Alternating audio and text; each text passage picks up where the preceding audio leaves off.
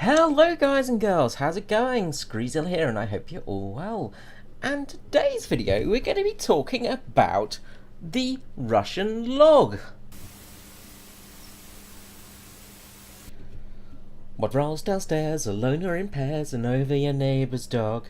What's great for a snack and fits on your back? It's log, log, log.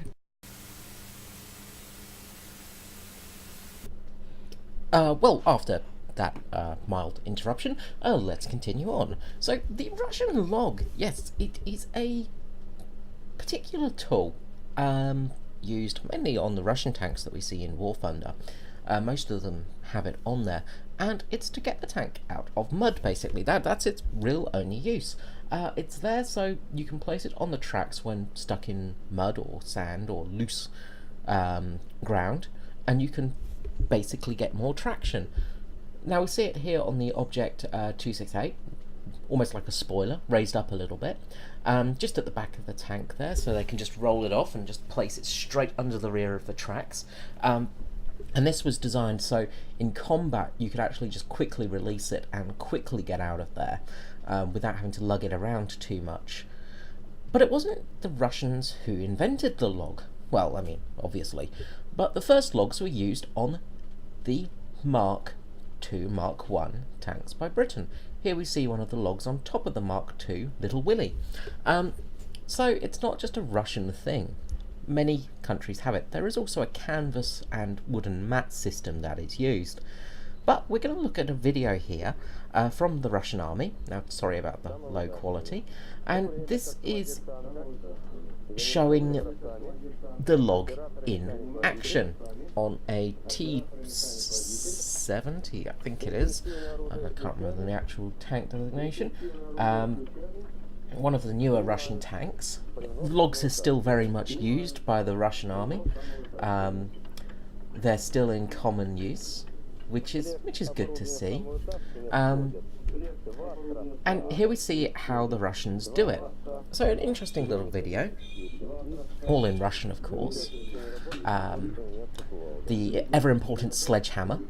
So what the Russians would do is knock the log off, then carry it round. So here we see the strong Russian tank crew carrying the log, just sliding it out. And as you can see here, it's on the lower part of the tank in this model.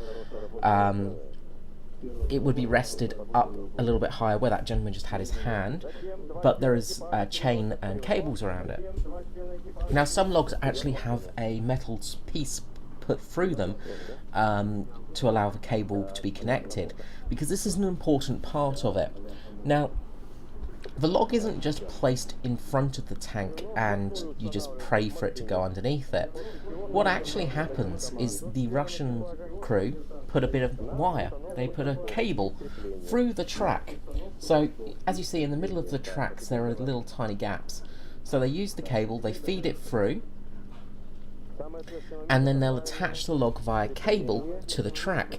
And this is so the log doesn't get spat out, because what can happen in this situation is the log will sometimes go at different speeds, or it will get spat out, flung away, and this can cause some serious problems.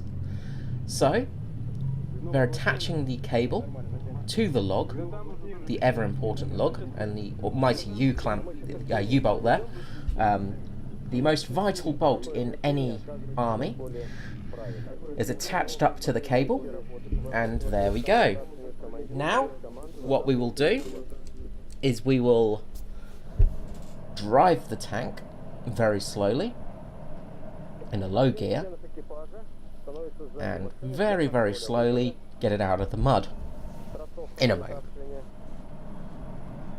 So as we see here, they're just starting to rev the engine a little bit, and in a moment we're going to start moving. And what will happen is the log will bite into the dirt and the mud and the soft sort of crud underneath the tank and pull it forwards. So it's effectively pulling the tank forwards. So here we go.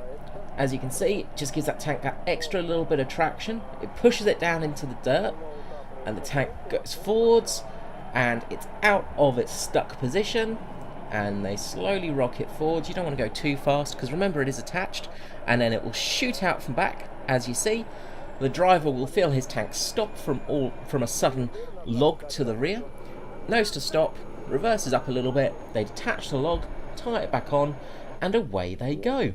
And that, ladies and gentlemen, is why we have logs on tanks. Now there are some other things such as materials used and things like that for soft stuff, but the log is the most common one. Anyway, hope you enjoyed the video, and I will catch you next time. This is Screezler out. Bye bye.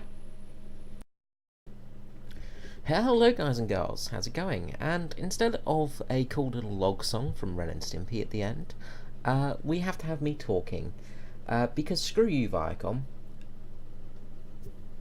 Instantly, as this got put up, instantly, Viacom flagged this and blocked it in some countries. So by some countries, it means it's blocked in 248 countries. Hate to break it to you, Viacom, but let's just click here. There's 195 countries in the world today.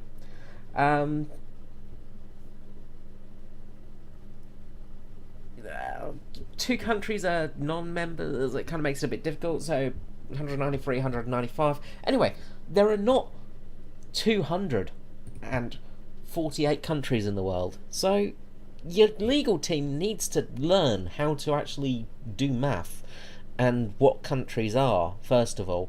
But also, they also need to learn about fair use, because, well, yeah, my content was under fair use. So yeah, screw you Viacom. Go to hell, basically. Instead of a fun song, we just get me rambling. Until next time, this is Screezler out. Bye bye.